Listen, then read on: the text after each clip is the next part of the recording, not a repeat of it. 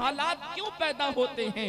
कहीं पर मस्जिदें वीरान हो रही है, अल्लाह अकबर, मस्जिदों की वीरानी एक तरफ है, कहीं पर मस्जिदों का वजूद खतरे में है, कहीं पर मदारिस का वजूद खतरे में है।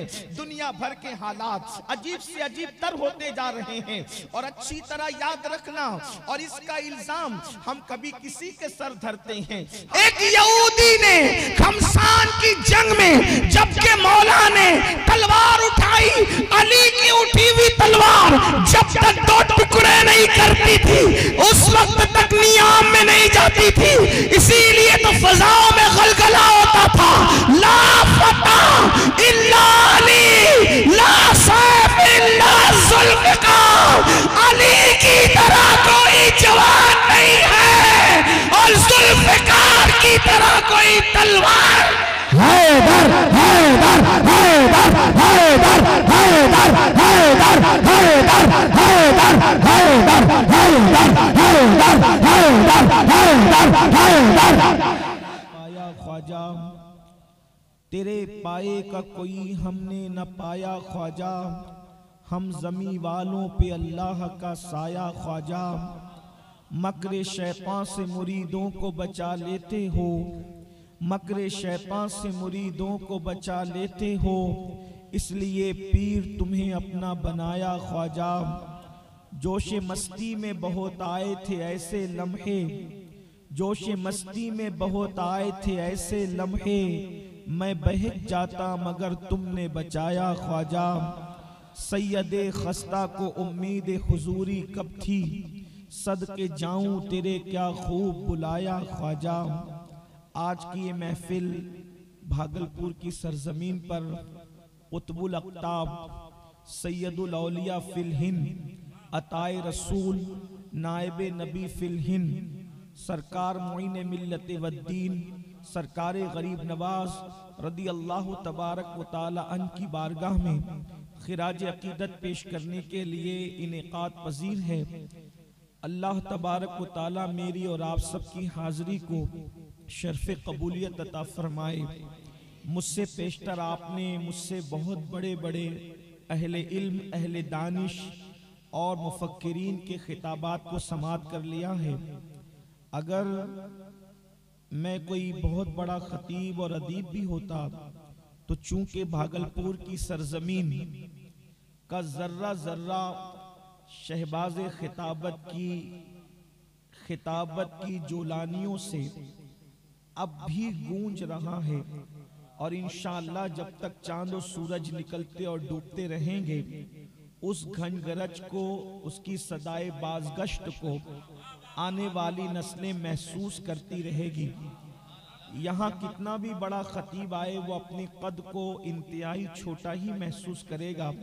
खतीब आकर अपने आप को छोटा महसूस करेगा, मैं तो कोई खतीब भी नहीं।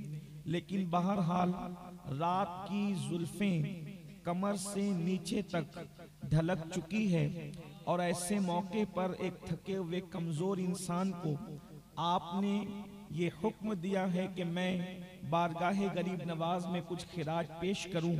हुक्म का पाबंद हूं, इसलिए कुछ बातें कोई फन्ने खिताबत के हवाले से नहीं बल्कि अपने दिल के दर्द के दुखड़े को दर्दमंद दिलों की दहलीज पर पेश करने की सादत हासिल करना चाहता हूँ। इसलिए कि ये ज़मीन इल्म व अदब की ज़मीन है, ये ज़मीन फ़िक्र व फ़न की ज़मीन है। जब लोग मदरसे के नाम से नावाकिफ थे उस वक्त मखदूम शहबाज के आस्ताने पर 500 उलमा और तलबा अपनी इल्मी तिश्नगी बुझाने के लिए कभी नेशापुर से, कभी बुखारा से, कभी समरकंद से, हिंदुस्तान के तूल अर्ज से यहाँ इल्मी फैजान लेने के लिए आते थे। यहाँ कोई क्या लुटा कर जा सकता है, बल्कि हर आने वाला किसी भी रंग में आए वो मखदूम शहबाज का फैजान लूटने के लिए आता है। उन्हीं लुटेरों में मैं भी फकीर गदा बेनवा उनकी दहलीज पर इल्मी फैजान हासिल करने के लिए इसलिए हाजिर आ गया हूँ कि मैं भी कुछ हासिल करके अपने आप को मुस्तनद तसव्वुर कर सकूं। अल्लाह रब्बुल इज़्ज़त मेरी और आप सबकी हाजिरी को शर्फ़ कबूलियत अता फरमाए। मेरे प्यारे आका सल्लल्लाहु अलैहि वसल्लम के प्यारे दीवानों, हिंदुस्तान के ख्वाजा की जिंदगी और उनकी सीरत तैयबा को सुनने के लिए आए हो, लेकिन इस वक्त अर्ज़े हिंद पर मुसलमानों के चेहरे पर हम मायूसी की सिलवटें देख रहे हैं, लोगों के चेहरे पर मायूसी के आसार देख रहे हैं, हम लोगों के चेहरे पर बुझी बुझी सी शक्लें देख रहे हैं। हर इंसान परेशान है, आने वाले कल में क्या होगा, आने वाला कल कौन सा दिन दिखाएगा, कैसे हालात हमारी निगाहों के सामने होंगे। कुछ लोग कहते हैं मौलाना, हिंदुस्तान की सरजमीन पर घरों से उठते हुए धुएं हमें बेचैन और बेकरार कर रहे हैं। उसकी वजह क्या है?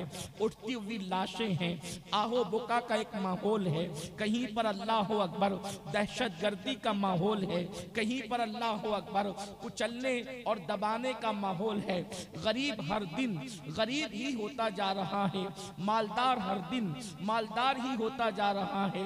इल्मी पसमानदगी का हाल ये है कि अल्लाह अकबर मुसलमानों का इल्मी मेयार झाड़ू देने वालों से भी ज्यादा गिरता चला जा रहा है। मुसलमानों का इल्मी वकार अल्लाह अकबर बैतुल खला साफ करने वालों से भी ज्यादा गिरता चला जा रहा है। ऐसे हालात में कहीं पर भुखमरी है, कहीं पर बेटियों की आबरू का सौदा है, कहीं पर बच्चियां लॉजों के अंदर फरोख्त हो रही है, कहीं पर बेटियां बुर्का पहन करके सिग्नलों पर भीख मांग रही है। ऐसे हालात में हिंदुस्तानी मुसलमानों की जिम्मेदारी क्या है और ये हालात क्यों पैदा होते हैं? कहीं पर मस्जिदें वीरान हो रही है, अल्लाह अकबर, मस्जिदों की वीरानी एक तरफ है, कहीं पर मस्जिदों का वजूद खतरे में है, कहीं पर मदारिस का वजूद खतरे में है। दुनिया भर के हालात अजीब से अजीब तर होते जा रहे हैं। और अच्छी तरह याद रखना, और इसका इल्जाम हम कभी किसी के सर धरते हैं, हम कभी किसी के सर धरते हैं। याद रखना, बेटियों की आबरू अगर लुट रही है, कौम की बच्चियां अगर लॉजों में बिक रही है, कौम की बेटियां अगर सिग्नलों पर बुर्का पहनकर कहीं पर भीख मांगती नजर आ रही है, रोजी रोटी के मसले को लेकर मुसलमान परेशान हाल है। अपनी तबाही का अल्लाह अकबर मामला, अपनी तबाही की हांडी का जिम्मेदार किसी और को करार देना या अपने मामला किसी और के सर थोपना, इस्लाम इसकी इजाजत नहीं देता। और याद रखना, इस तरह के जलसे तफरी के लिए नहीं होते, सर दिखाने के लिए नहीं होते, मस्ती मजाक के लिए नहीं होते, सिर्फ रस्म और रिवाज को अदा करने के लिए नहीं होते, लतीफा गोई के लिए नहीं होते। इस तरह के इजलास खुद एहतिसाबी के लिए होते हैं। काफिला लुट क्यों रहा है, शिराजा मुंतशिर क्यों हो रहा है, मुसलमान तबाही के दहाने पर क्यों है? तो सुन लो, कभी किसी को जिम्मेदार ठहराते हो, कभी किसी को जिम्मेदार ठहराते हो। कुरान क्या कहता है सुनो, याद रखना, किसी खतीब अदीब और किसी भी मुकर्रिर और मुफक्किर की बात उतनी यकीनी नहीं हो सकती जितना मेरे अल्लाह का फरमान यकीनी है। तबाही क्यों है, बर्बादी क्यों है, मुसीबतें क्यों हैं? अल्लाह इरशाद फरमाता है, वमा असाबकुम मिन मुसीबतिन फबिमा कसबत ऐदीकुम, कि तुम पर जो भी मुसीबत आती है वो तुम्हारे अमाल की वजह से, वो तुम्हारे गुनाह की वजह से। मैं पूछना चाहता हूँ, हिंदुस्तान की सरजमीन पर अपनी बर्बादी का रोना रोने वालों, बताओ अपनी रातें कैसे गुजारते हो, अपनी रातें कहाँ गुजारते हो, अपनी रातें किस अंदाज से गुजारते हो?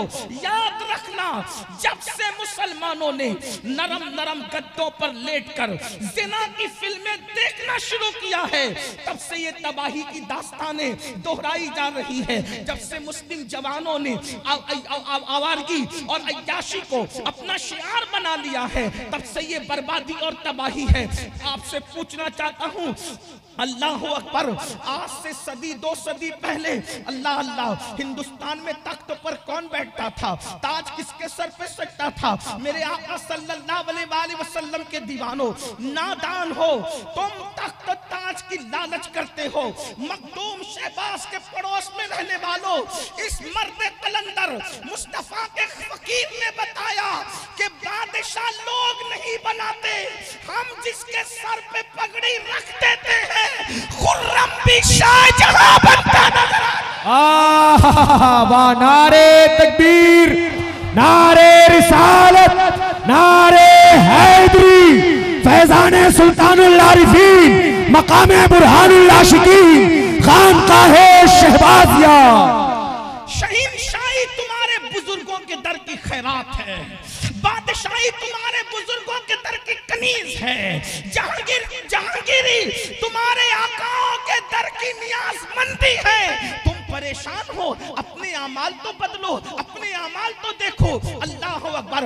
अगर खुर्रम को शाहजहां बनाया जाता है तो क्या आज तुम्हें नहीं बनाया जा सकता? वही जाम है, वही बादा है, वही मैखाना है, वही सुराई है, सब कुछ तो वही है, लेकिन कोई मैखार तो है, कोई उस यकीन के साथ तो आए। अल्लाह अकबर। मेरे आका सल्लल्लाहु अलैहि वसल्लम के दीवानों, मेरी कौम के जवानों, आप मुझे बताओ, जब मखदूम शहबाज जो गरीब नवाज के गुलाम है वो इतना अता कर सकते हैं, तो मेरा ख्वाजा हिंदुस्तान का राजा तुम्हें कितना अता कर सकता है? उनकी चौखट में आने वाला कहता है, ख्वाजा हिंद वो दरबार है आला तेरा, कभी महरूम नहीं मांगने वाला। जिंदाबाद जिंदाबाद, वाह कभी वाह, महरूम नहीं मांगने वाला तेरा। अल्लाह अकबर। कितने बड़े बड़े बुजुर्गों का दामन हाथ में है, मगर उनका किरदार भी अपनाया, उनकी जिंदगी को भी अपनाया। बहुत आसानी के साथ कहते हो मौलाना तासुब का दौर है, लोग हमसे नफरत करते हैं, मौलाना तासुब का दौर है, लोग हमसे नफरत करते हैं। झूठ है, सब झूठ है। जरा तवज्जो करना, मैं किसी की वकालत करने नहीं आया और किसी सियासी लीडर की हिमायत करने नहीं आया। मैं तो सूफियों का गुलाम हूँ, मैं क्या जानूं सियासी लीडरों की दलाली। मैं तो ये कहता हूँ, करूं मदहा अहले दुवल रजा, पड़े इस बला में मेरी बला। मैं गदा हूँ अपने करीम का, मेरा दीन पा रहे ना नहीं। अल्लाह अकबर। लेकिन एक बात आपसे पूछना चाहता हूँ, मेरी कौम के जवानों, मुझे बताओ। अल्लाह अकबर। आप कहते हो तासुब का दौर है, मान लिया। आप कहते हो नफरत का दौर है, मान लिया। लेकिन एक बात आपसे पूछना चाहता हूँ, आपको अपने बाजू में बस में कोई जगह देने के लिए तैयार नहीं, मुझे रेल के अंदर कोई अपने बाजू में बिठाने तैयार नहीं, मगर जो शख्स अपने बाजू में बस में तुम्हें और मुझे जगह नहीं दे रहा था, ट्रेन में अपने बाजू में नहीं बिठा रहा था, मुझे और आपको घूर के देख रहा था, वही शख्स जब अजमेरे मुकद्दस जाता है तो उसके सर पर फूलों की थाली नजर आती है। अरे तू मुसलमान नहीं, तू तो मुसलमानों को घूर के देखता है, तू तो बस में बैठने को जगह नहीं देता, यहाँ फूल लेकर के क्यों आ रहा है? गरीब नवाज के आस्थाने पर तो फूल लेकर क्यों आ रहा है? महबूब इलाही के आस्थाने पर तो फूल लेकर क्यों आ रहा है? कुतुबुल अख्ताब बाबा कुतुबुद्दीन बख्तियार काकी के आस्थाने पे फूल लेके क्यों आ रहा है? मखदूम शहबाज के आस्थाने पर अगर कुत्ता भी काट रहा है तो तू आ रहा है, सांप भी काट रहा है तो तू आ रहा है, बिच्छू भी काट रहा है तो तू आ रहा है। मुझे बता क्यों आ रहा है? मुझे बस में बाजू में जगह नहीं देता और वहां नियाजमंदी से जाता है तो गैब सी आवाज आएगी, तू ढोंगी मुसलमान है, मक्कार है, वो सच्चा मुसलमान है, उसकी तरह मुसलमान बन जा, सारी दुनिया को तेरा गुलाम बना दूं। नारे तकबीर, नारे रिसालत, नारे हैदरी। तुम हो तहजीब में नसारा तो तमद्दुन में हुनूद, ये मुसलमान है जिसे देख के शर्माए यहूद। मस्जिदों को वीरान करने वालों, लोग तुम्हें नफरत की निगाह से न देखेंगे तो फिर कैसे देखेंगे? अल्लाह के रसूल के दिल को रोजाना हजार हजार मर्तबा तकलीफ में पहुंचाने वालों, लोग तुम्हें नफरत की निगाह से न देखेंगे तो कैसे देखेंगे? याद रखना, जज्बाती नारों से इनकलाब कभी नहीं आता, इनकलाब हमेशा मैदान अमल में आने से आता है। गरीब नवाज भी मुसलमान, तू भी मुसलमान, अब मुझे बता तुझसे नफरत क्यों है, उनसे मोहब्बत क्यों है? अच्छी तरह याद रखना, उम्मुल मोमिनीन सैयदा आयशा सिद्दीका रज़ी अल्लाह ताला अन्हा ने एक मर्तबा एक बुजुर्ग को खत लिखा और लिख करके फरमाया, अगर 7 दरवाजों में छुप कर भी तुम गुनाह करोगे तो अल्लाह तुम्हारी नफरत लोगों के दिल में पैदा फरमा देगा। आप मुझे बताओ नफरतें क्यों है? जरा अपनी रातों को देखो, जरा अपने दिन को देखो, जरा अपनी सुबह को देखो, जरा अपनी शाम को देखो। आपके घर में मुशरिकीन का माहौल है, आपका चेहरा यहूद नसारा मुशरिकीन की तरह है, आपके घर की शादियां यहूद और नसारा मुशरिकीन की तरह है। मुझे बताओ किस एतबार से मुसलमान नजर आते हो? न चेहरे के एतबार से, न लिबास के एतबार से, न अंदाज़े जिंदगी के एतबार से, न गुफ्तगू के एतबार से कहीं मुसलमान नजर आते हो? आज मैं आपको बताऊं, अल्लाह अकबर, हम अपने बेटे को बुलाएं तो बेटा आने तैयार नहीं है। तवज्जो करना, हम अपने बेटे को बुलाएं, बेटा आने के लिए तैयार नहीं है। बेटी को बुलाएं, बेटी आने तैयार नहीं है। आखिर वो कौन सा मर्दे कलंदर था? हिंदुस्तान की सरजमीन पर आता है और एक जगह पर बैठ जाता है। आकर लोग कहते हैं यहाँ तो राजा के ऊंट बैठते हैं, आपको नहीं बैठने देंगे। उस मर्दे कलंदर की जबान से एक जुमला निकला,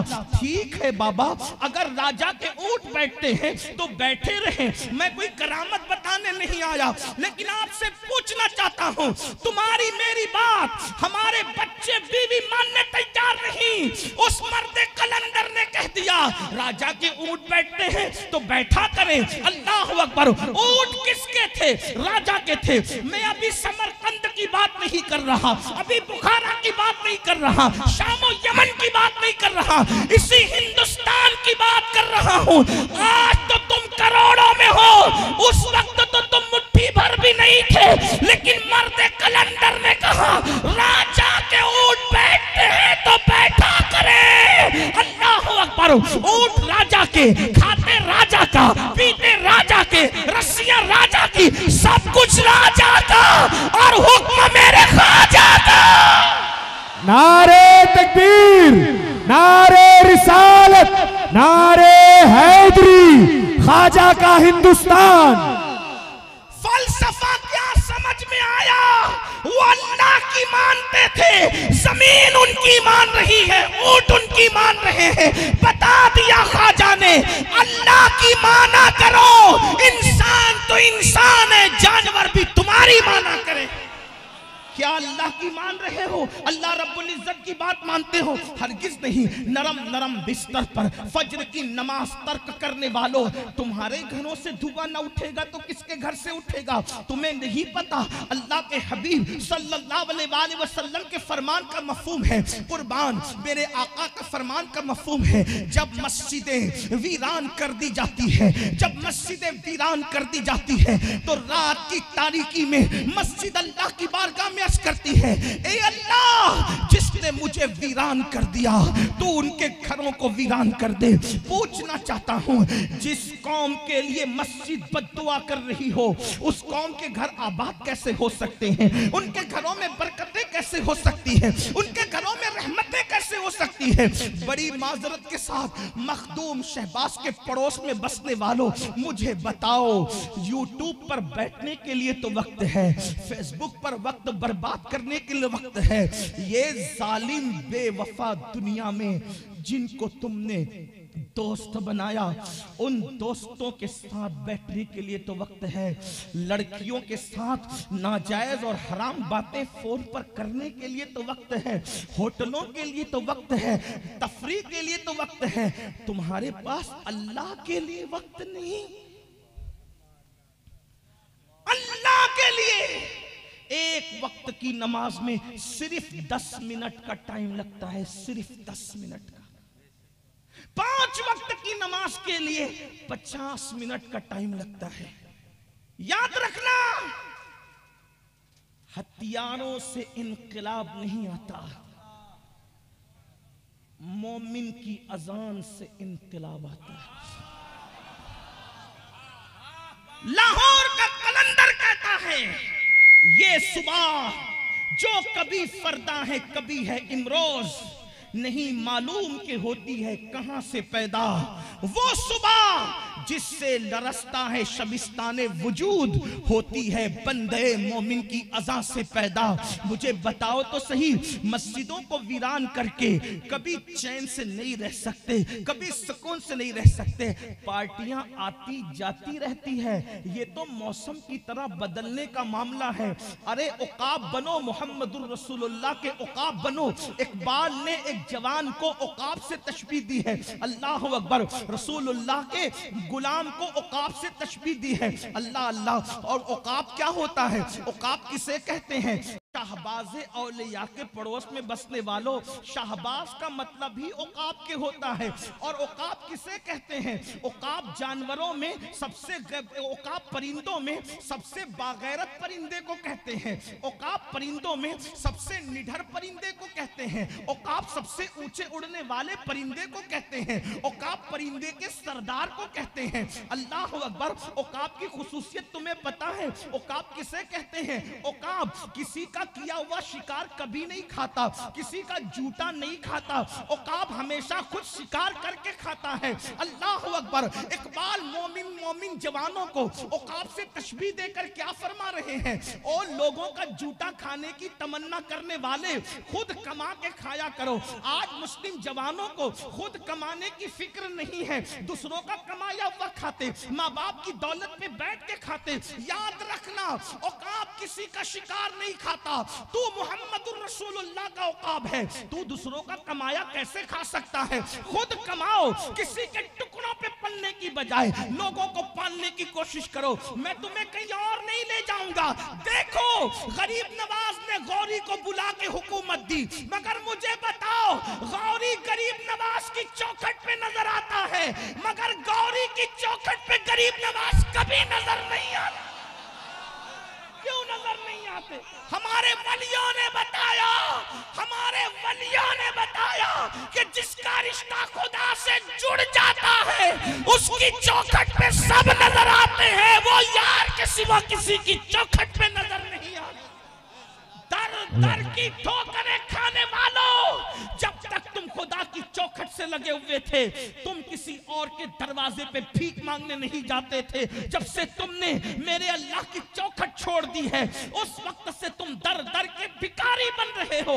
और मैं बद्दुआ के तौर पे नहीं कह रहा हूं, सैयद बादशाह मखदूम इब्ने मखदूम बैठा हुआ है, मैं पेशिन गोई के तौर पे कह रहा हूं, अगर आज भी मस्जिद नहीं भरोगे, ये हालात तो बहुत कम है, इससे बदतरीन हालात देखने को मिले।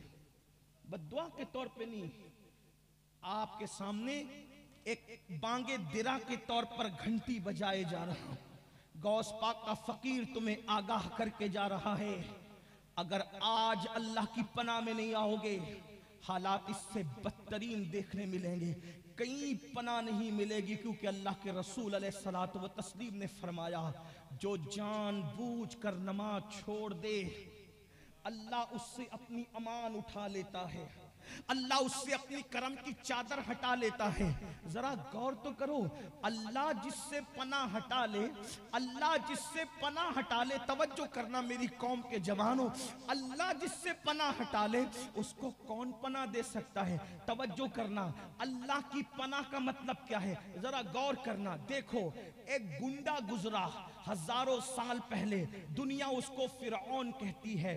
फिरौन आजकल की बात नहीं हो रही है, आजकल के तनाजुर में कुछ नहीं कहना, इसलिए कि ये दस्तूरे जबाबंदी है। कैसा तेरी महफिल में, यहां तो बात करने को तरसती है ज़बां मेरी, और मेरे दौर के लोग इतने कीमती नहीं है कि वो मेरे जलसे का उन्वान बने, इसलिए कि जिसका उन्वान मोहम्मदुर रसूलुल्लाह हो, किसी ऐरे गैरे नत्तू खैरे पे मैं क्या तकरीर करूं? अल्लाह अकबर। जिसका उन्वान ज़ाते खुदाबंदी हुआ करता हो, वो किसी भिखारी मंगते का क्या उन्वान सिलेक्ट करे? हमारे उन्वान बड़े कीमती हुआ करते हैं, इसलिए कि हम कुरान वाले हैं, हम हदीस वाले हैं, हम अल्लाह वाले हैं, औलिया अल्लाह वाले हैं, हमारा रिश्ता गौसो ख्वाजा से है। तो मैं आज कोई बात नहीं कर रहा हूं, मैं आज से हजारों साल पहले की एक गुंडे की बात कर रहा हूं। तवज्जो करना, उसको फिरौन कहते हैं, मिस्र का बादशाह बन गया था। 500 साल तक के उसने हुकूमत की, तवज्जो करना, 500 साल तक उसने हुकूमत की। की और क्या किया उसने, कैसी दहशत मचाई, कैसी अल्लाह अकबर, कैसी दहशत मचाई। लड़कों को ज़बह करता, लड़कियों को जिंदा रखता, नस्ल कुशी करता, लोगों को मार डालता ताकि देर तक मेरी हुकूमत रहे, दूर तक मेरी हुकूमत रहे। मगर याद रखना, जुल्म की रात बहुत तवील नहीं होती, जुल्म की रात बहुत मुख्तसर हुआ करती है। हर जुल्म की रात के बाद सुबह का सवेरा नमूदार होता है। याद रखना मेरा अल्लाह रब्बुल फलक है, रब्बुल फलक। रब्बुल फलक का मतलब क्या? जो रात को चीर कर सुबह का उजाला निकालता है, वो मेरा तुम्हारा रब है। क्या हुआ, उस फिरौन नाम के गुंडे ने बच्चे ज़बह किए, औरतों को जिंदा रखा गुलाम बनाने के लिए, फिर कुदरत ने उसकी तबाही का फैसला कर लिया। और याद रखना, कुदरत जिसकी तबाही का फैसला कर ले उसको दुनिया की कोई ताकत बचा नहीं सकती। फिर हुआ क्या हुआ, अल्लाह अकबर, हजरत मूसा को भेजा अलैहिस्सलातु व तस्लीम। मूसा अलैहिस्सलाम और अल्लाह को, मूसा अलैहिस्सलाम और उनकी कौम को अल्लाह ने अपनी पनाह दी। मूसा तेरे साथ मेरी पनाह है। तवज्जो करें, आप हलचल न करें, इसलिए कि मैं कोई खिताब नहीं, सिर्फ अपने दिल का दर्द आपसे शेयर करना चाहता हूँ। थोड़ा सा संजीदगी से सुन ले। बैठे हुए लोग बहुत अच्छे से सुन रहे, उधर खड़े हुए लोग भी बहुत अच्छे से सुन रहे। मेरे ये अजीजों में कुछ वजदानी कैफियत है, इसलिए मैं गुजारिश करूंगा, याद रखना, हवाओं के झोंके से दरख्त और पौधे हिला करते हैं, पहाड़ नहीं हिला करते। इसलिए आपको कोई इस वक्त वज्द करने की जरूरत नहीं है। आप सिर्फ मेरी गुफ्तगू को सुने, तवज्जो से सुने, मैं समझूंगा बड़ी अच्छी मेजबानी की। वैसे भी भागलपुर आते हैं तो यूं लगता है जैसे हम अपने घर खुद आए हैं, इसलिए कि शाहकारे मिल्लत की मोहब्बत अपनी जगह, अहरार मियाँ की मोहब्बत अपनी जगह, और उसी तरह से हुजूर साहिब सज्जादा का प्यार अपनी जगह। और सबसे बढ़कर जब हुजूर शहबाज़े औलिया के कदमों में पहुंचते हैं तो ऐसा लगता है कोई अपने दामन में छुपाकर माँ की तरह सर पे तसल्ली का हाथ रख रहा हो। अल्लाह अकबर। इसलिए यूं लगता है कि जैसे अपने घर आए हो। हम यहाँ पर कोई मेहमान की हैसियत से नहीं आते, इसलिए मैं आपके सामने कुछ मारूजात बहुत प्यार से सुन रहे हो, और मैं तो कहता हूँ मुझे शायद जिंदगी भर ये महफिल याद रहेगी। रात आधी ढल चुकी है, उसके बाद भी ऐसे ताजा दम होकर सुन रहे हो, यूं लगता है जैसे मगरिब के बाद का वक्त है। बहुत अच्छे से सुन रहे भागलपुर वालों, अल्लाह तुम्हारी मोहब्बतों को सलामत रखे। और इसका सहरा भी अगर किसी के सर जाता है तो खानवादा हुजूर शहबाज के सर जाता है कि उन्होंने इतना अच्छा माहौल बनाया है कि लोग इस वक्त तो सो जाते हैं, सोते हुए को इस वक्त जगने का शऊर कहीं से मिल रहा है, तो वो मखदूम शहबाज की खानका है। अल्लाह अकबर। थोड़ी देर सुन ले, बहुत देर तक कुछ नहीं कहना। अल्लाह अकबर। गरीब नवाज का जश्न है, थोड़ी देर बाद तसव्वुर बहुत अच्छे अंदाज से सुन ले। अर्ज ये कर रहा था, अल्लाह ने हजरत मूसा और उनकी कौम को अपनी अमान दी और फिरौन से अपनी अमान को हटा लिया। अल्लाह की अमान क्या चीज है जरा तसव्वुर करना। फिरौन से अमान हटा लिया, मूसा और उनकी कौम को अमान अता की। दरिया फटा, उसमें से रास्ता बन गया। हजरत मूसा भी उसी रास्ते से गुजरे। तवज्जो करना, हजरत मूसा भी उसी रास्ते से गुजरे, फिरौन भी उसी रास्ते से गुजरा। मूसा अलैहिस्सलाम और कौम पार हो गई और फिरौन उसमें गर्क हो गया, डूब गया। क्या फर्क था? मूसा के साथ अल्लाह की अमान और पनाह थी और फिरौन से अमान हट गई थी। रास्ता एक ही है, एक डूबता नजर आया, एक पार होता नजर आया।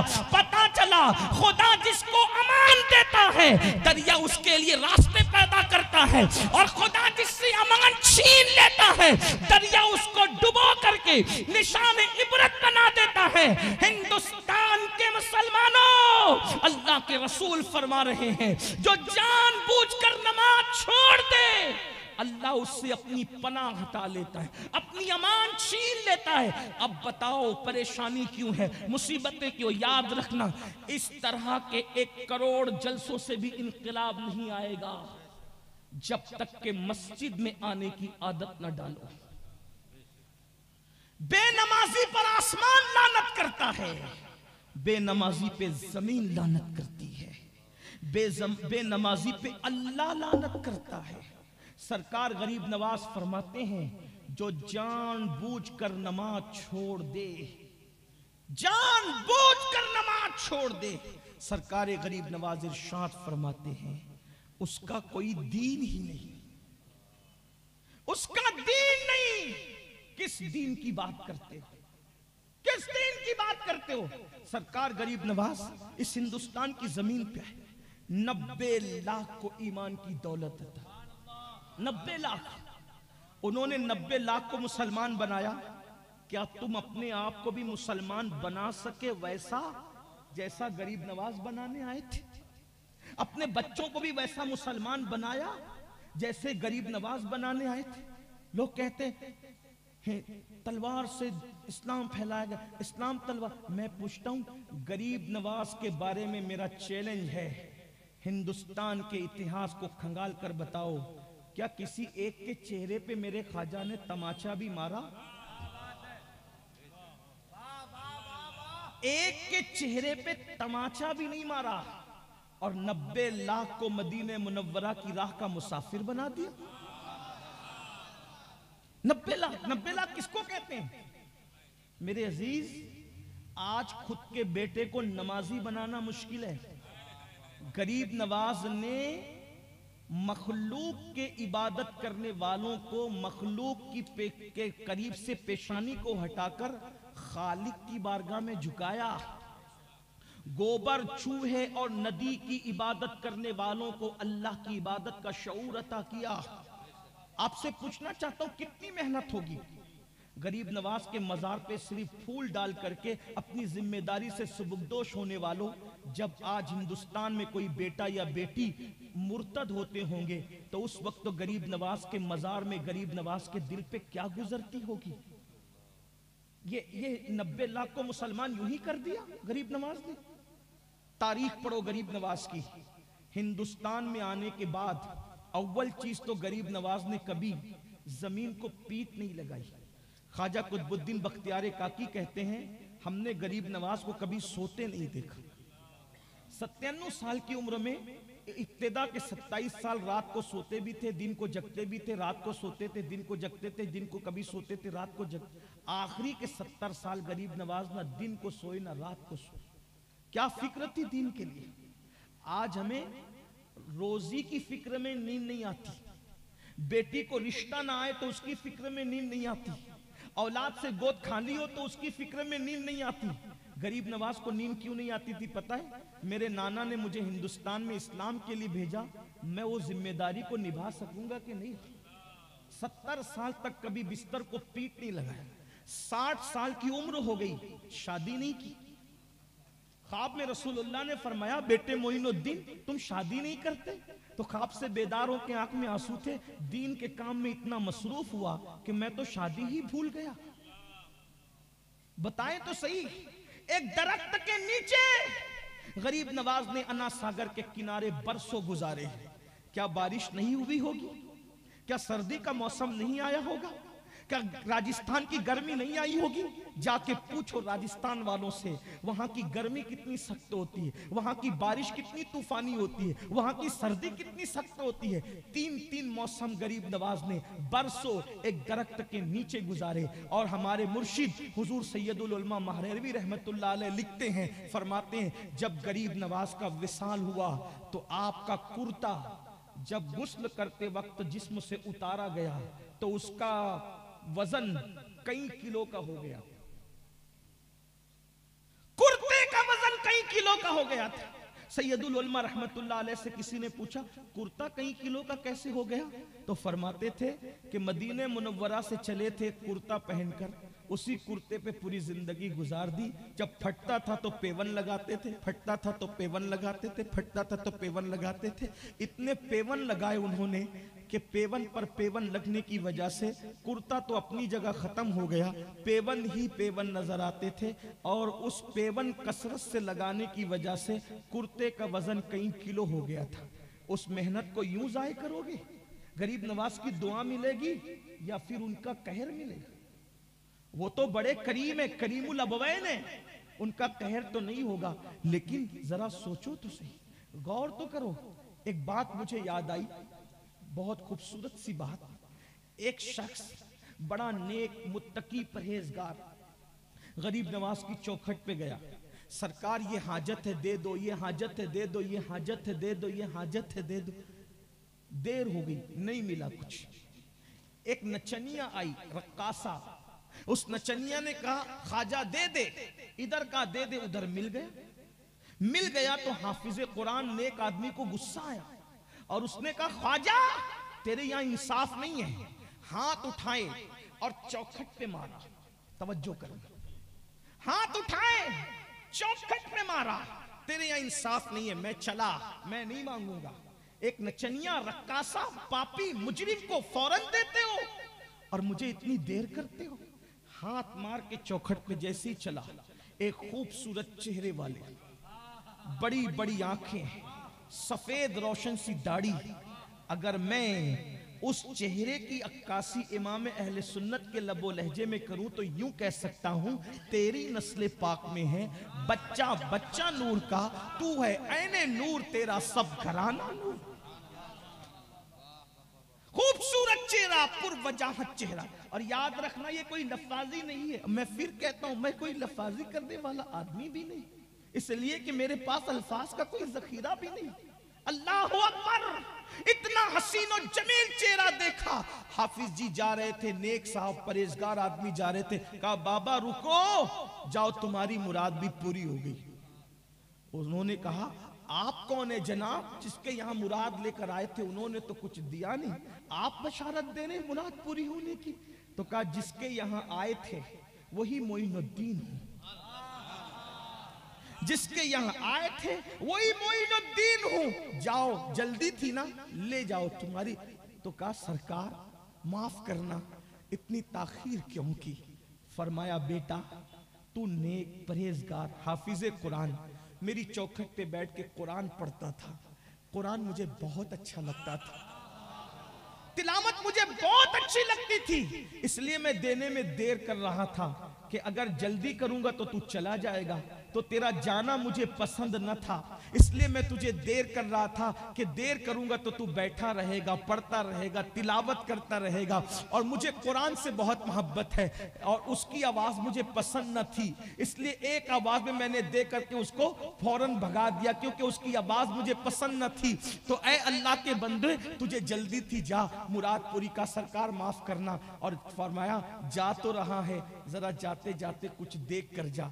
अपनी पीठ से जैसे कुर्ता हटाया तो देखा 10 उंगलियों का निशान गरीब नवाज की पीठ पर था, 10 उंगलियों का निशान गरीब नवाज की पीठ पे था। हाफिज जी ने रोते हुए कहा हुजूर ये क्या है? फरमाया ये तेरी उंगलियों का निशान है, ये जो तूने चौखट पे उंगलियां मारी वो चौखट पे नहीं पड़ी, उसकी ज़र्ब मेरी पीठ पर पड़ी, जाते जाते देख कर जा। आपसे पूछता हूं अगर चौखट पे उंगलियां मारी जाए तो पीठ पर निशान आते हैं, अगर जो दीन की खेती को गरीब नवाज ने इतनी मेहनत से हरी किया था, जब इसको काटा जाता होगा तो गरीब नवाज के दिल पर क्या निशान आते होंगे, उनके दिल पर क्या गुजरती होगी। मुसलमानों बताओ, आज अगर बेटियां मुर्तद हो रही है, गरीब नवाज के दिल पे क्या गुजरती हो? तुम जुमा की नमाज में भी नहीं आते, गरीब नवाज के दिल पे क्या गुजरती हो?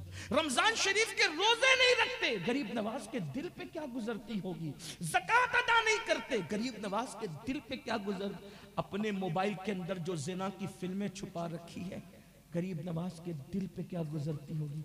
मैं अपनी बात को तूल न देते हुए समेटते हुए एक बात अर्ज करूं, मुझे बताओ अगर आप अपने बाप की मेहनत का एहसास नहीं करते तो क्या बाप के दिल से दुआ निकलती है या बद्दुआ? आपके बाप ने तवील नहीं करते, समेटते हुए, आपके बाप ने ठेला ढकेलते हुए पैसे कमाए, मां ने बर्तन पड़ोस के धुलते हुए पैसे कमाए, लोगों की मेहनत मजदूरी करते हुए पैसे कमाए। उस पैसों को तुम उड़ाओगे, लुटाओगे तो बाप खुश होगा कि नाखुश होगा? क्या होगा बताओ? नाखुश होगा। दुआ देगा कि बद्दुआ देगा? महबूब रखेगा कि मरदूद करेगा? मुझे बताओ मेरे आका अलैहिस्सलाम के दीवानों, बाप की मेहनत का एहसास न करो, उसकी कमाई हुई दौलत को उड़ा दो, आग लगा दो, नाजायज हराम कामों में लुटा दो तो बाप का इतना दिल दुखता है, बाप इतना नाराज होता है। तो गरीब नवाज की वो मेहनत जो 40 साल मेहनतें हैं, उस मेहनत की कद्र नहीं कर रहे हो तो बताओ गरीब नवाज तुम्हें दुआ देंगे या क्या देंगे? आजकल लोगों को दीन की कोई अहमियत नहीं। अगर कह दो कि तुम ये काम कर लो तुम्हें रिचार्ज मुफ्त मिल जाएगा तो सब भागने के लिए दौड़ेंगे, इतने पैसे मिल जाएंगे सब भागेंगे दौड़ेंगे। लेकिन जब कहा जाए नमाज पढ़ो तो जन्नत मिलेगी, लोगों को कुछ नहीं पड़ी है। ये काम करो तो इतना सवाब मिलेगा, लोगों को कुछ नहीं पड़ी है। बड़ी माजरत के साथ मैं आपसे पूछता हूं, दीन का दर्द आपको क्यों नहीं है? मैं बताऊं क्यों है दीन का दर्द नहीं है? सादात को दीन का दर्द क्यों था? अभी जन्नत जहन्नम की बात नहीं कर रहा हूं, सिर्फ इश्क की बात हो रही। गौसे पाक 40 साल तक इशा के वुजू से फजर पढ़ते हैं, गरीब नवाज 70 साल तक नहीं सोते।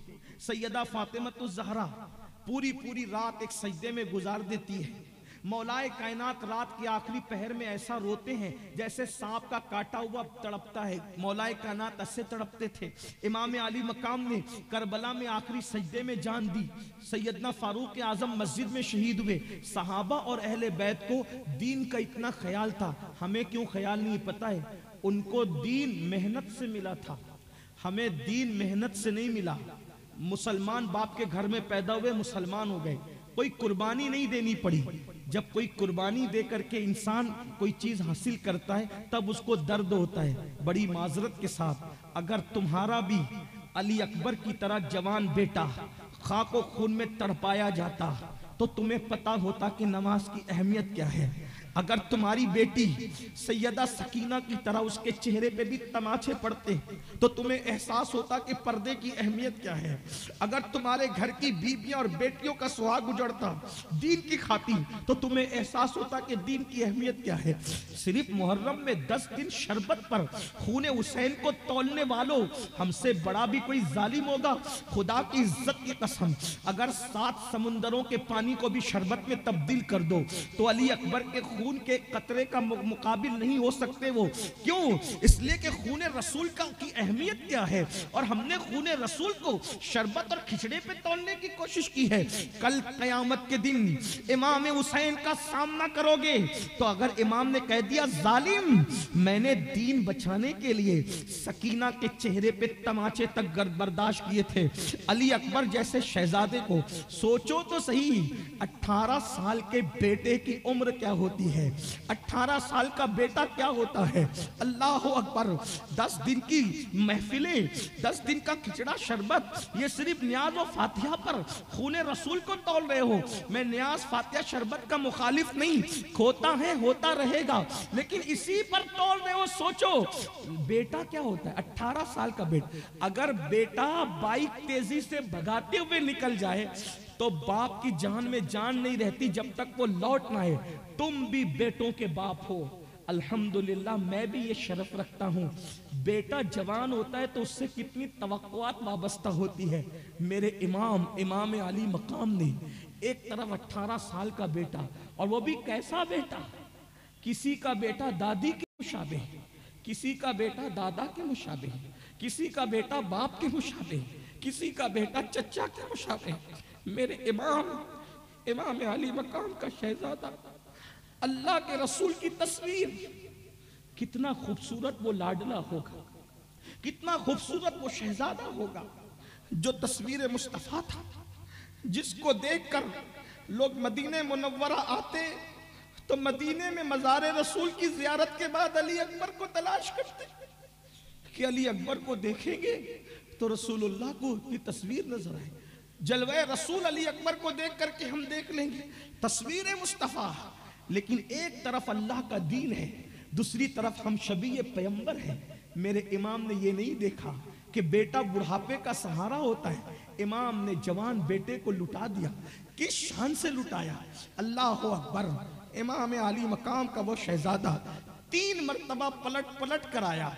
इमाम ने फरमाया अली अकबर मेरे शहजादे तुम पलट कर आते हो। बाबा मैं कईयों को जहन्नम में पहुंचा कर आया हूं, लेकिन आपके बेटे ने आपसे जो मांगा बाबा आपने हमेशा दिया। बाबा आज आपका बेटा सिर्फ पानी के 2 बूंद मांगता है। बाबा मुझे 2 कतरे पानी के पिला दे। मैं हिम्मत रखता हूं कि जालिम से फिर लड़ने की ताकत रखता हूं, तो पता है उस बाप के दिल से पूछो जिसने बेटे की हर हट पूरी की थी, हर मुराद पूरी की थी। जब आखिरी वक्त तो जवान बेटे ने बाप से कहा अब बस सिर्फ पानी के चंद कतरे दे दो, तो पता है क्या कहा? बेटा मेरी सूखी हुई जबान चूस ले और जा, अब तुझे पानी की जरूरत नहीं। साकिए कौसर, कौसर का जाम लेकर कौसर के किनारे पर तेरा इंतजार कर रहे हैं। अल्लाह अकबर। ए मेरे इमाम की मजलूमियत का कोई अंदाजा तो करे, दीन के लिए क्या कुर्बानी है। लोग जवान बेटे को शादी का दूल्हा बनाते हैं, मेरे इमाम ने इसी दीन के लिए जिसको तुम पीठ के पीछे डाल रहे हो, जिसको तुम पीठ के पीछे डाल रहे हो, इस दीन के लिए जिसको पैरों तले कुचल रहे हो, इस दीन के लिए जिस नबी की सुन्नत को दाढ़ी की शक्ल में मुड़ाकर तुम गटरों में फेंकवा रहे हो, हाँ हाँ, इस दीन के लिए आज तुम्हारी बेटियां जो बेपर्दा आवारा गर्दी कर रही है, जराइम कर रही है, और तुमने छोड़ रखा है। तुम्हारे बेटे आवारा गर्दी कर रहे, इसी दीन के लिए। दीन ये सारे जराइम को जो मना करने वाला था, मेरे इमाम ने इसी दीन के लिए अपने जवान साल बेटे को करबला में ये कह के भेजा कि जा अब पलट कर लाना, तेरी और मेरी मुलाकात मैदान महशर में होगी। इब्ने असाकिर लिखते हैं कि जब इमाम अली अकबर जमीन पर गिरे, करबला की जमीन पर, तो सीने में नेजा लगा था, और वो नेजा जब इमाम अली मकाम निकालने के लिए गए तो अली अकबर पाक, शहजादा अली अकबर अपने पैरों को जमीन पर रगड़ते थे और बाप से कहते थे बाबा बड़ी तकलीफ हो रही है, बाबा मेरे सीने से ये नेजा निकाल दे बाबा, बाबा अगर ये नेजा आपने निकाल दिया बाबा तो मैं फिर उनसे लड़ने की ताकत रखता हूं बाबा। मेरे इमाम ने 56 साल ताकत को इकट्ठा किया, और जब आपने उनके सीने से नेजा खींचा, इब्ने असाकिर कहते हैं कि नेजे की अनी पर इमाम अली अकबर के दिल का टुकड़ा निकल आया। अब तक इमाम हुसैन के सर और दाढ़ी के सारे बाल काले थे, जब आपने नेजे की अनी पर 18 साल के बेटे के दिल का टुकड़ा देखा, तो उस वक्त इमाम अली मकाम पर वो गम का पहाड़ टूटा कि मेरे इमाम के दाढ़ी और सर के सारे बाल सफेद हो गए। जब 18 साल के बेटे का लाशा उठाकर इमाम खेमे की तरफ जा रहे थे तो कमर झुक गई। कहते अब्बास मुझे सहारा दे, सबकी लाशें उठाना आसान है, 18 साल के बेटे की लाश उठाना आसान नहीं है, मुझे सहारा दो अब्बास। अल्लाह अकबर। मैं पूछना चाहता हूं, सैयदा ज़ैनब ने कहा शेरबानो देखो, नौजवान बेटे की लाश देखकर हुसैन पर बुढ़ापा तारी हो गया। ये कुर्बानी है नबी के खानदान की, और हम क्या कर रहे हैं? 10 मिनट का टाइम, वहां अली अकबर कुर्बान है दिन के लिए, यहां 10 मिनट कुर्बान। कौन से सुन्नी हो? सुन्नियत क्या है तुम्हारे पास? दीन क्या है? इस्लाम क्या है? मुसलमानियत क्या है? बताओ।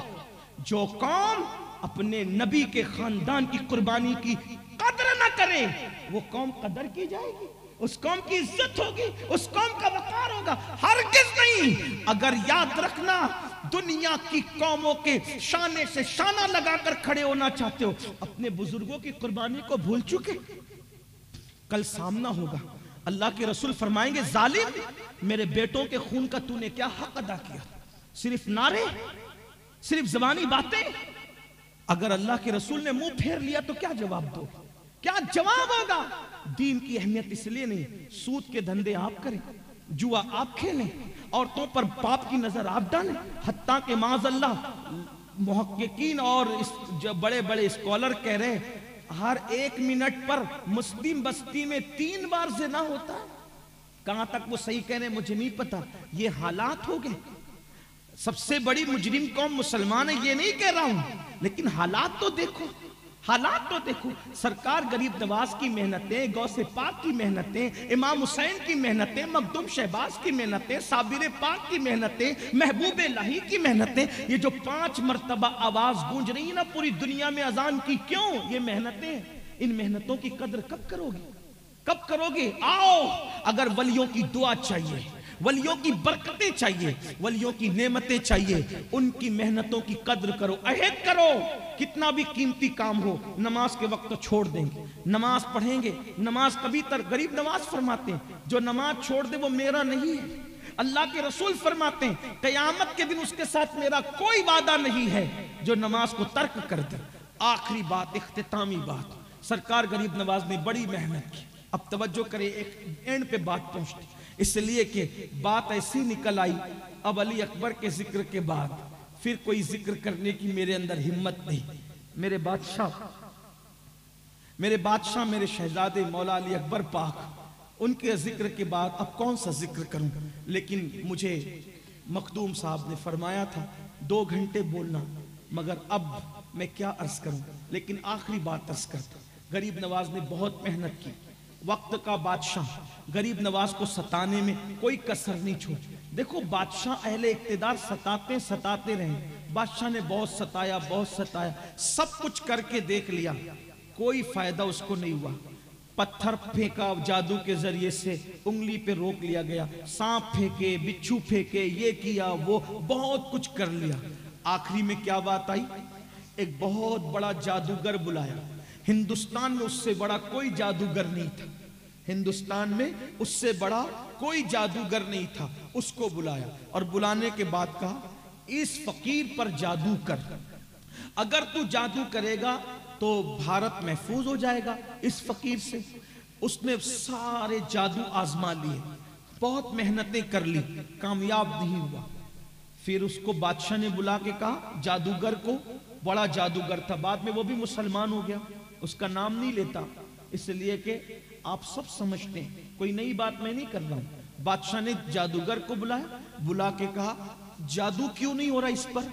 तो पता है जादूगर ने क्या कहा, देखो दुश्मन भी गवाही दे किरदार की। जादूगर ने कहा, महाराज मैंने जादू के जोर से इसकी पूरी जिंदगी की स्टडी कर ली, पूरी जिंदगी पढ़ ली, इस पे कभी जादू नहीं हो सकता, जादू का असर इस पे कभी नहीं हो सकता। कहा क्यों, इस पे जादू का असर क्यों नहीं हो सकता? तो उसने कहा, इसकी आंखें, इसकी निगाहें इतनी पाकीज़ा और पवित्र है कि अपनी आंख से इसने किसी औरत पर कभी पाप की नजर नहीं डाली, अपनी आंख से इसने किसी औरत पर पाप की नजर नहीं डाली, इसलिए इस पर जादू नहीं हो सकता।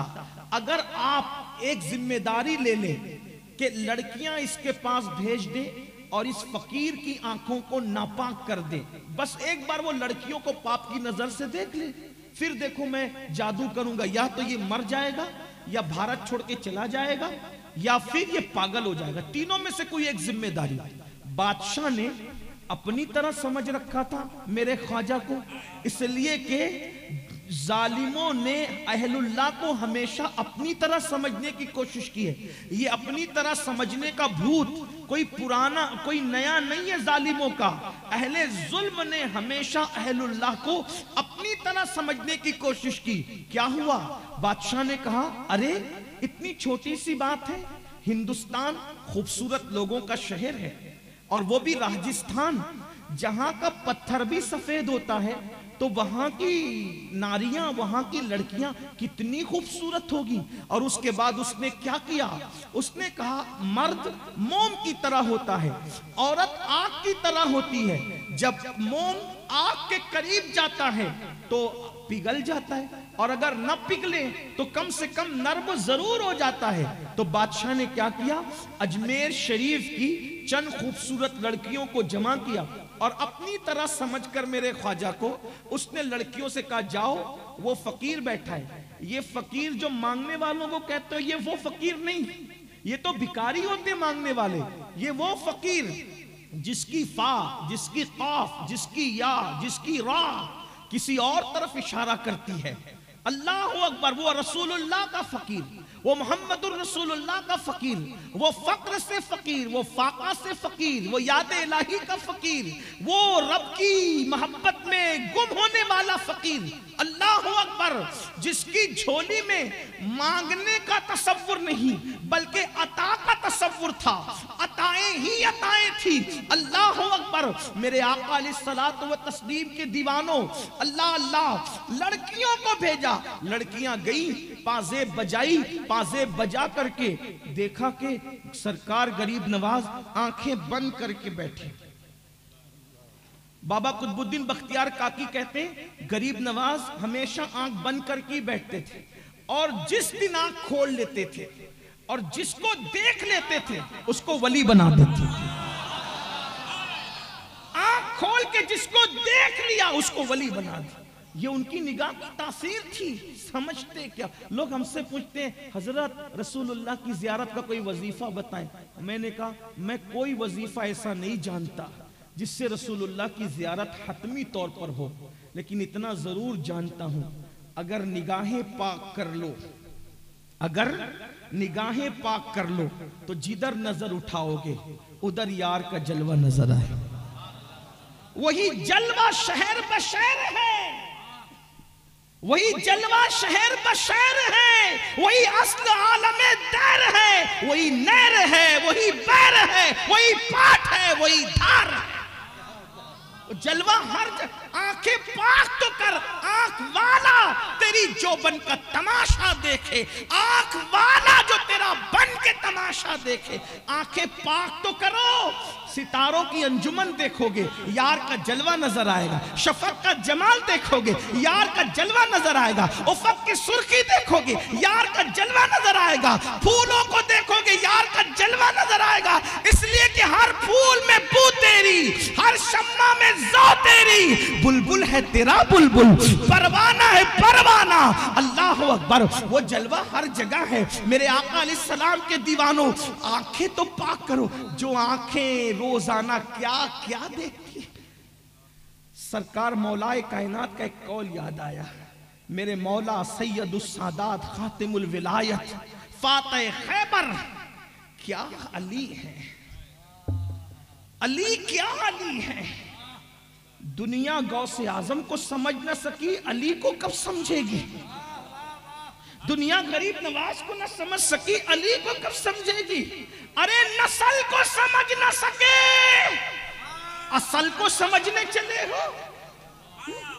अली क्या अली, अली क्या अली है। एक बात फिर खुल जाए अगर बात करूं तो, काजी सनाउल्लाह पानीपती फरमाते हैं कि आदम अलैहिस्सलाम के जमाने से लेकर आज तक जिसको विलायत मिली है अली की वजह से मिली है। अली ने सबको वली बनाया। तो मैंने दौरे आदम से आज तक के सरसरी नजर डाली तो देखा जिसने पलक के झपकने से पहले तख्ते बिल्किस को सुलेमान की बारगाह में पेश किया, उस आसिफ बिन बरखिया को भी वली बनाने वाला अली है। जब आसिफ ऐसे है तो अली ये मुर्तजा कैसे। हैदर हैदर हैदर हैदर हैदर।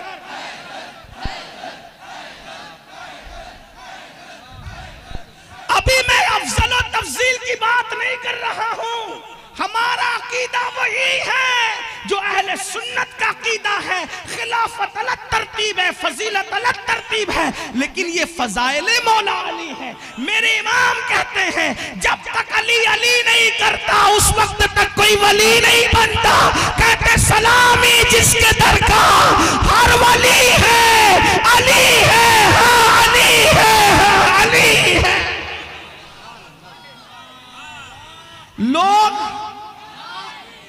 लोग अली अली इसलिए करने नहीं देते कि हुकूमतें जानती है जिस दिन मुसलमान अली अली करेगा उससे बहादुर कोई नहीं हो सकता।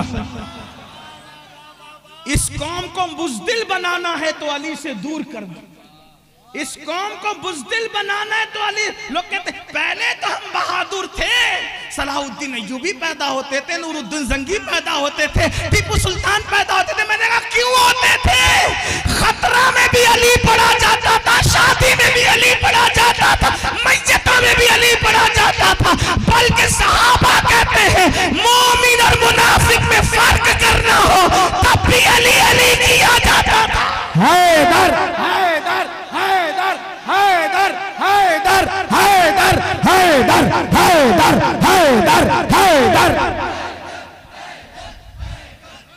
मगर हाँ, अली अली करने में सहाबा की गुस्ताख न बनना, अली अली करते रहना मगर एहतराम सहाबा के साथ, ताज़ीम सहाबा के साथ, अजमत सहाबा के साथ।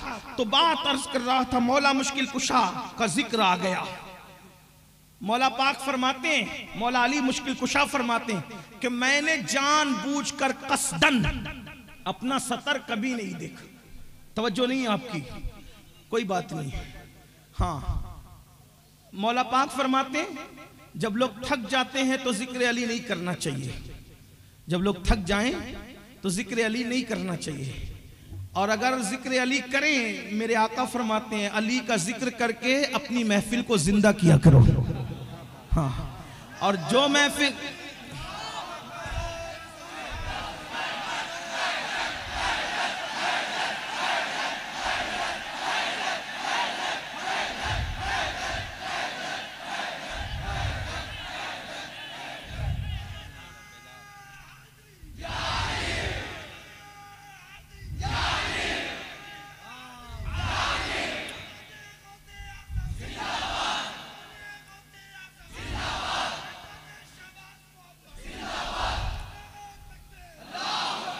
कौम की बुज़दिली खत्म करना है तो जिक्र अली करो, लेकिन एहतराम सहाबा के साथ, फजाइल सहाबा के साथ, अजमत सहाबा के, क्योंकि अली वो है कभी दीवार हिलती है, कभी दर कांप जाता है।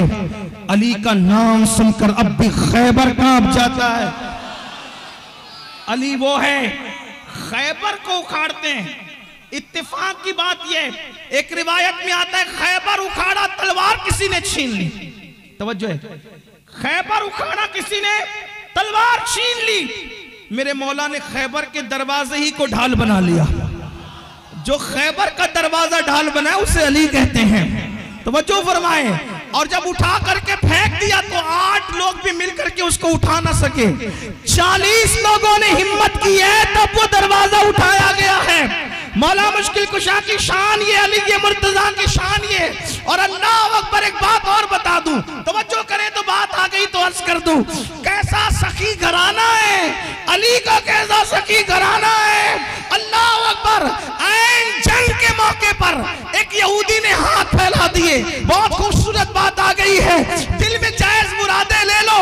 बाबे अली की सखावत अली का बाप वाह हुआ चाहता है, नजफ से फैजान उतरता है। अल्लाह अकबर, एक यहूदी ने खमसान की जंग में जबकि मौला ने तलवार उठाई, अली की उठी हुई तलवार जब तक 2 टुकड़े नहीं करती थी उस वक्त तक नियाम में नहीं जाती थी।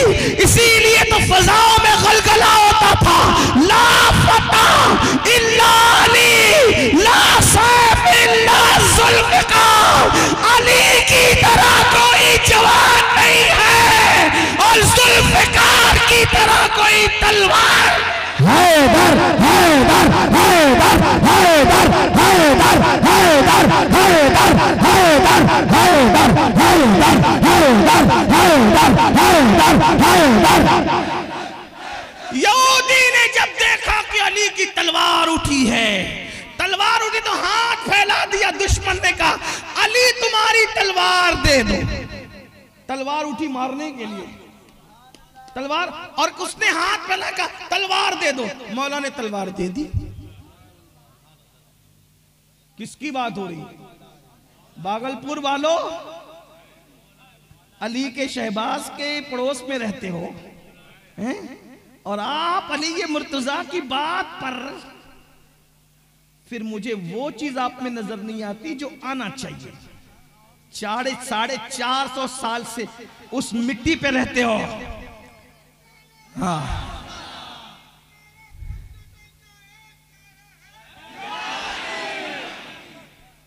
मुझे जब जिक्र अली करने के लिए कहा जाता है तो फिर मुझे अली के कलंदर चाहिए।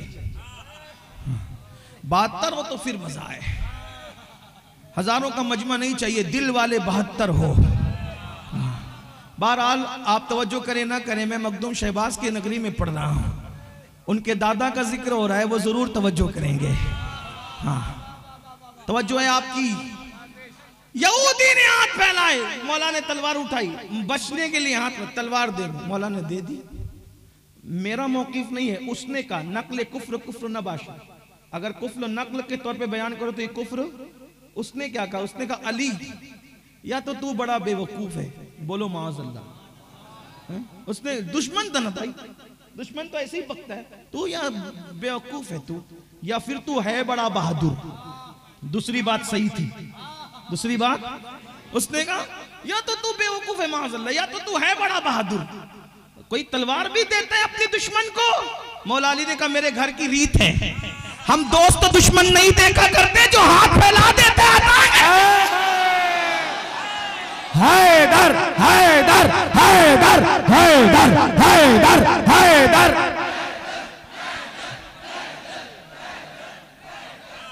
हम दोस्त दुश्मन नहीं देखा करते।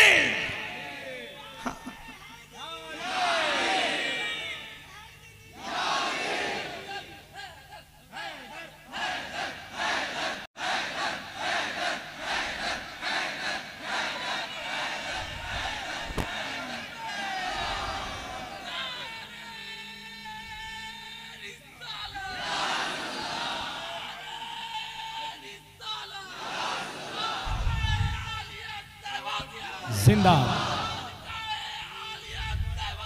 हुजूर साहिबे सज्जादा। हम दोस्त दुश्मन नहीं देखा करते, जो हाथ पे, जो दुश्मन को हालते जंग में भीख दे,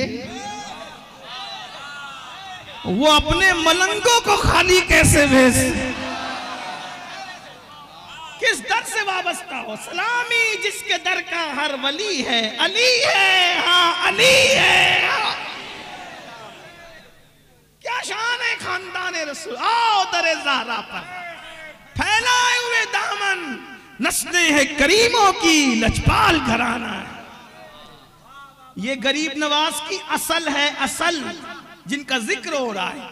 बात तो मैं आखिरी अर्ज करने चला था, तो अर्ज क्या कर रहा था, मौला मुश्किल कुशा फरमाते हैं, मेरे मौला मैंने कसदन जानबूझकर कभी अपना सतर नहीं देखा। तो लोगों ने पूछा मौला ये तो मजबूरी भी है, ये तो जरूरत भी है, फिर आपने अपना सतर कसदन क्यों नहीं देखा। तो फरमाते हैं जिन आंखों से रसूलुल्लाह को देखता हूं, उन आंखों से जानबूझकर अपना सतर देखूं, मेरे गैरते इश्क ने गवारा नहीं।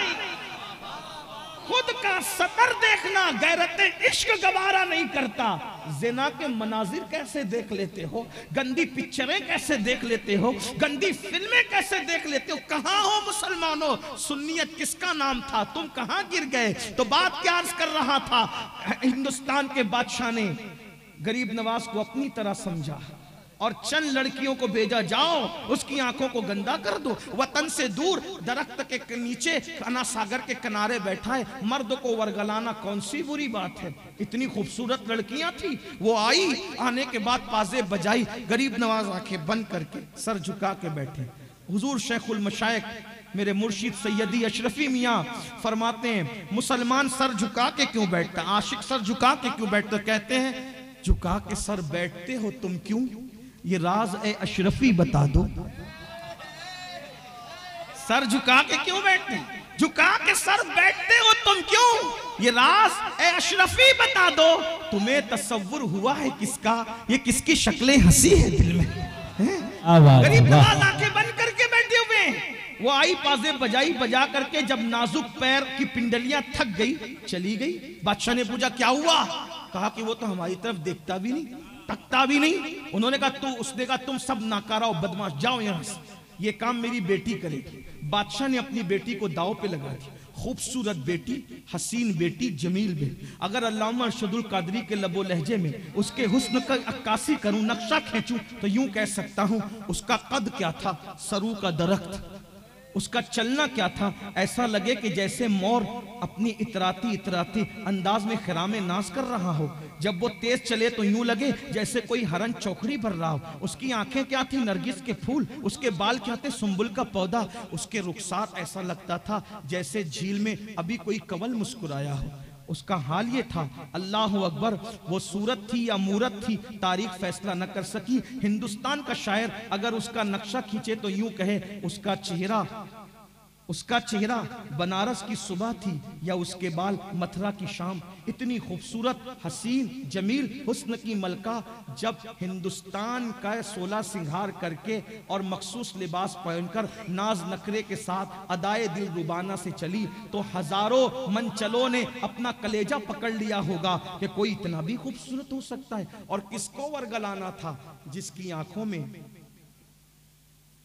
मदीने और नजफ का सुरमा लगा था, जिसके दिल में आमिना का लाल बसता था, जो आंख भी बंद करता था तो यार के तसव्वुर में, जो आंखें खोलता था तो यार के तसव्वुर में। मैं सो जाऊं या मुस्तफ़ा कहते कहते, खुले आंख सल्ले अला कहते कहते, जिसकी जिंदगी का मतमय नजर था। वो खूबसूरत लड़की अना सागर के पास आई और अना सागर का पानी अपने बदन पे डाला और बदन पे डालने के बाद अब मेरी ज़बान हया खामोश हुई जाती है कि अगर कोई शख्स कपड़े पहनकर पानी बदन पे डाले तो उसमें होता क्या है। यही होता होगा कि कपड़े पहनना और न पहनना दोनों बराबर हो जाता होगा। वो लड़की ने ऐसे ही किया और अपने पाजेब बजाने शुरू किए, लेकिन जिसके कानों में महबूब की आवाज का रस घोला जा रहा हो वो किसी के पाजेब पर क्या तक आवाज धर सकता है। अल्लाह अकबर, जिसको रसूलुल्लाह ने मदीने से हिंदुस्तान भेजने के लिए अपने सीने से लगा करके भेजा हो, अपना जलवा बसाकर भेजा हो, वो किसी के हुस्न पर ईमान का सौदा कैसे कर सकता है।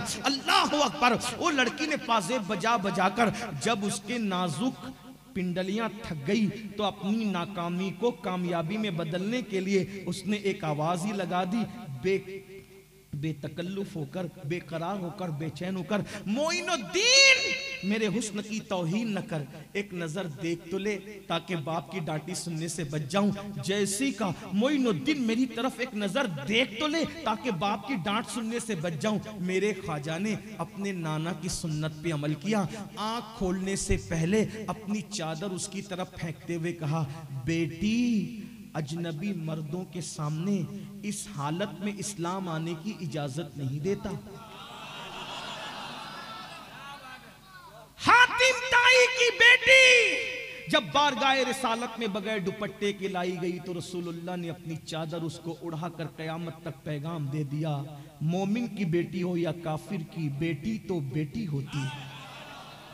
दोस्त की बेटी हो या दुश्मन की बेटी तो बेटी होती है। मेरे ख्वाजा ने अपनी चादर दी तो लड़की ने कहा, मोइनुद्दीन तुम मुझे बेटी कहते हो? मेरा बाबा तो कहता है कि मुसलमान अय्याश है, मुसलमान जालिम है, मुसलमान जो है वो जानी है, मुसलमान औरतों का लालची, आप बेटी कहते हो? गोया मेरे करीब नवाज ने उसको समझाया होगा, बेटी हमारे यहाँ यही दस्तूर है, जब हम किसी औरत से मिलते हैं बराबर की हो तो बहन, छोटी हो तो बेटी, बड़ी हो तो माँ का दर्जा देते हैं। शादी से पहले कोई भी चौथा रिश्ता इस्लाम लगाने की इजाजत नहीं देता। हम इस तकद्दुस के साथ औरतों से मुलाकात किया करते हैं। उसने कहा, क्या यही इस्लाम है?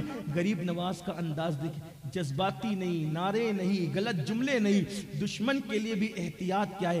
क्या फरमाते हैं, बेटी तेरा बाप जो कहता है, ये नहीं का गलत कहता है, नहीं का दुश्मन के लिए जुमलों का एहतियात, दुश्मन के लिए जुमलों का एहतियात देखे क्या फरमाया, गलत कहता है, नहीं कहा बेटी तेरा बाप जो कहता है वो गलत फहमी में कहता है, वो दीन नहीं है वो जो कह रहा है, मैं जो कह रहा हूं यही मेरा दीन है, यही मेरे नाना ने बताया। उस लड़की ने कहा, मोइनुद्दीन अगर यही दीन है तो मुझे भी कलेमा पढ़ाओ, इस्लाम में दाखिल। अस्सलामु अलैकुम व रहमतुल्लाहि व बरकातहू।